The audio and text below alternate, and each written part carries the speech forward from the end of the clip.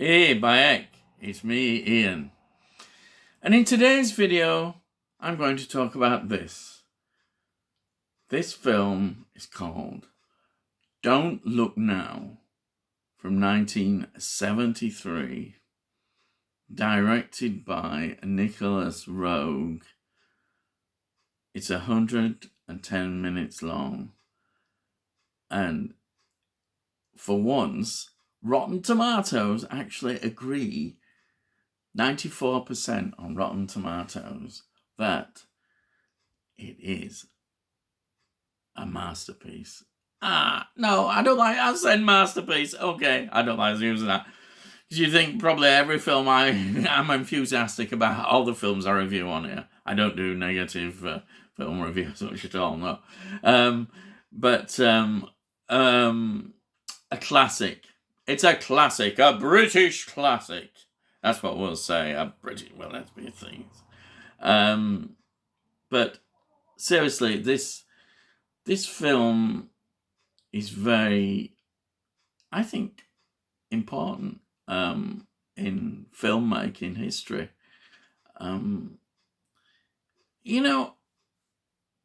As a parent, the worst nightmare, I think, would be to suffer the loss of your child or children.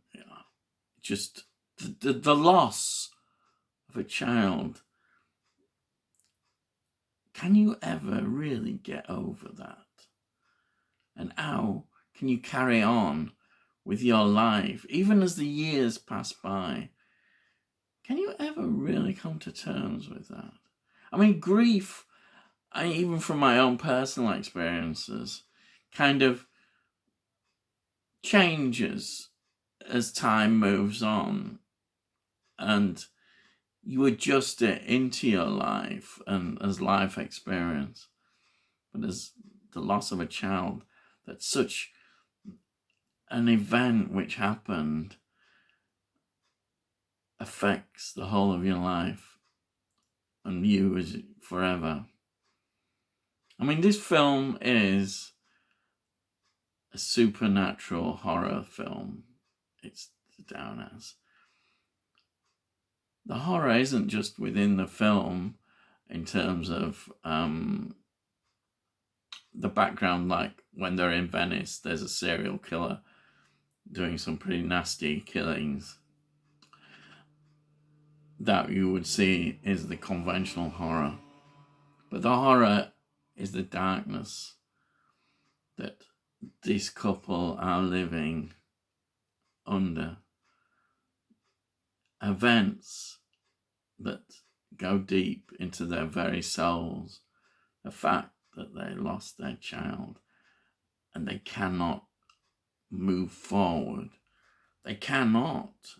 No, it repeats itself. That's another way, the way the film shows itself in its style. The brilliant style of backwards and forwards, the way it's filmed. The fragmented style, which, as a filmmaker, Nicholas Roeg developed, and I think other people have come along, other directors, and been influenced by that style as well. Even Ali Aster mentioned it, talking about the brilliant Hereditary in a modern context. This film still gets talked about, and it should do. It is an important film. And I think it's something we should really value and appreciate. And I'm very passionate, again, about this film. It stars Donald Sutherland and Julie Christie giving, well, I consider perhaps their greatest performances in their wonderful careers. And this, they play the roles really so you actually can understand what they're going through. They do it so beautifully, so brilliantly. And under Nicholas Roeg's direction, may I just incidentally mention, Nicholas Roeg directed one of my favourite films as well, which is The Man Who Fell to the Earth. Bowie playing the alien. Fantastic film, and you can see a lot of the techniques that are used in The Man Who Fell to the Earth in this film as well. What a great film. Also, just a quick mention as well, he directed, Nicholas Roeg, The Witches, Roald Dahl's Witches story. The original one, brilliant. Absolutely brilliant. Yeah. So, Nicholas Roeg has influenced so many directors. I think I've mentioned it, as I just said there. And quite rightly, because he brings so much to this. His style, as I say, which he developed as a cinematographer, working on another horror classic, which is The Mask of the Red Death, which was starring Vincent Price in 1964. He was involved, he was the cinematographer on that. If you look at some of the colours, the way it is, you can see that influence, yeah. Yeah, definitely. So, I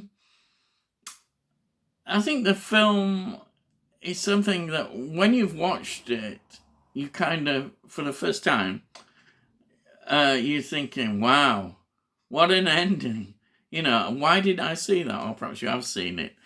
But sometimes in films, once you've seen the sort of punchline ending, it doesn't spoil it, but you can think, well, you know, next time I watch it, I know exactly what's going to happen, and it's not going to have that element that it did when the first time I watched it.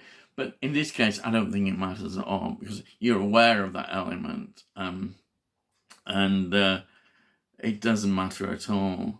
The way it's filmed in England and in Venice, you're heading towards that, you can see it. What I love about this as well is that Venice is almost seen like in a Gothic kind of style.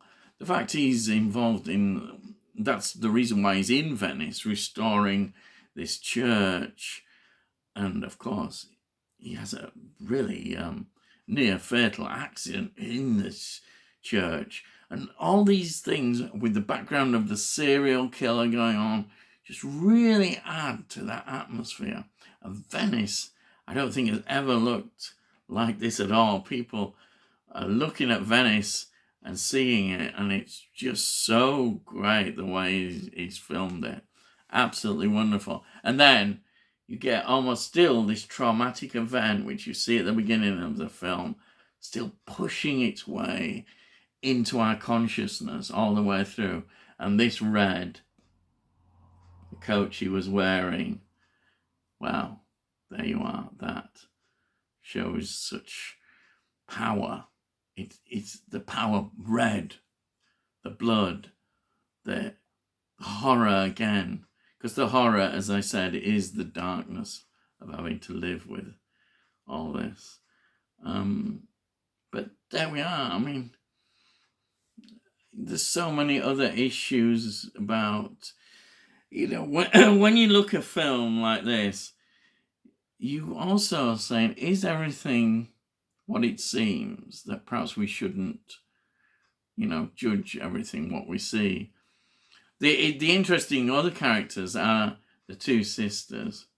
The blind woman was a clairvoyant and perhaps can see more, even though she's blind. You know, the way Laura, played by Julia Christie, clings on to every word that she's saying and starts to believe that maybe there are things she's saying that are true.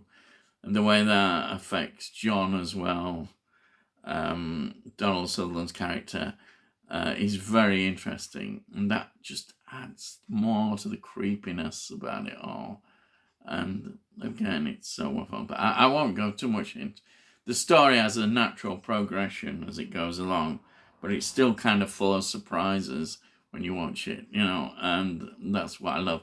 You see so much each viewing, you see more things about what's going on, and that's what makes this film so good and so interesting in many ways. So I'd recommend it. I'd recommend it, as you know, I recommend it. And a lot of you hopefully may have seen this film and do appreciate it. But if you haven't, then I really advise you to try and watch this film if you can. It's well worth it. It really is. You know, you've got to watch this film. This, incidentally, is a Steelbook version, the 4K version of the film. Just open it out. You see that? Isn't that wonderful? That. Look at that illustration. And inside we've got 3 discs. We've got the 4K disc, Blu-ray, and another disc, bonus disc full of extras. It's absolutely brilliant. And the extras, the whole package is great. You know, if you're a 4K collector, you really should have this in your collection. I don't actually hear it, you know, talked about quite as much, you know, this version. They talk about the usual, what we all know are the big hitters of horror films, but this maybe should be talked about a bit more, because it is such an influential film. And why aren't you talking about it? Hey! Influential film it is. So, there it is. I totally recommend it. And I could go on, but I won't bore you to death like I had. It's easily for me to do. But really, this is a film that you need to see if you haven't. Reet. Yes, Reet. Oh, well, that's it then, I think.